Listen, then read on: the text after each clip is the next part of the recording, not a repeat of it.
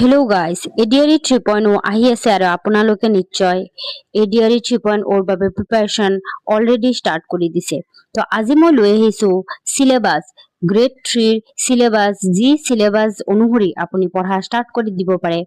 এই সিলেবাস মতে দিছে বেচেলৰ ডিগ্ৰী লেভেল পোষ্টৰ কাৰণে কি সাবজেক্ট থাকিব, কিমান মাৰ্কস থাকিব। HSSLC মানে হায়াৰ সেকেন্ডাৰী পোষ্টৰ বাবে কি সাবজেক্ট থাকিব, কিমান মাৰ্কস থাকিব।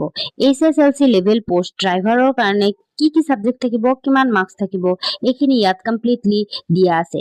এই নোটিছখন প্ৰকাশ পাইছিল আমাৰ 2023 অক্টোবৰ নৱেম্বৰ মান্থ মানত, যি অনুসৰি আমাৰ এডিআৰই 2.0 অলৰেডি হৈ গৈছে আৰু এডিআৰই 3.0 হবলৈ গৈ আছে। এই নোটিছখনৰ মতে আমাৰ ডিগ্ৰী লেভেলত 6টা সাবজেক্ট থাকিব।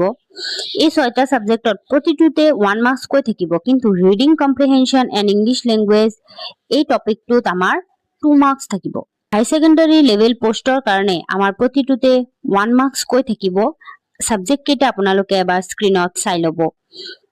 HSLC ড্ৰাইভাৰ পোষ্টৰ বাবেও 6টা সাবজেক্ট লাগিব, তাৰে এটা কিন্তু এক্সট্ৰা সাবজেক্ট লাগিব, যিটো ৰোড ট্ৰান্সপোৰ্ট বুলি কৈছে। প্ৰতিটোতে আমাৰ 1 মাৰ্কস কৈ থাকিব। ৰোড ট্ৰান্সপোৰ্ট মিন্স আপোনালোকৰ ড্ৰাইভিঙৰ বিষয়ে কিছু নলেজ লাগিব আৰু সেই বিষয়ে কিছু কুৱেশ্যন আপোনালোকৰ আহিব। এই এক্সামখিনি আমাৰ মাল্টিপল চইচ কুৱেশ্যন আহিব আৰু এটা কুৱেশ্যন টিক কৰি আপুনি কাৰেক্ট এনসাৰ দিব পাৰিব।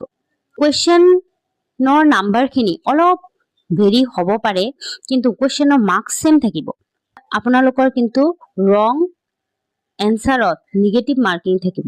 নিগেটিভ মাৰ্কিংটো এনে ধৰণৰ, আপোনাৰ যদি 1 মাৰ্কসৰ এনসাৰ এটা ৰং হয় তেনেহলে আপোনাৰ 0.25 কাটা যাব, আৰু যদি 2 মাৰ্কসৰ এনসাৰ ৰং হয় তেনেহলে 0.5 মাৰ্কস কাটা যাব।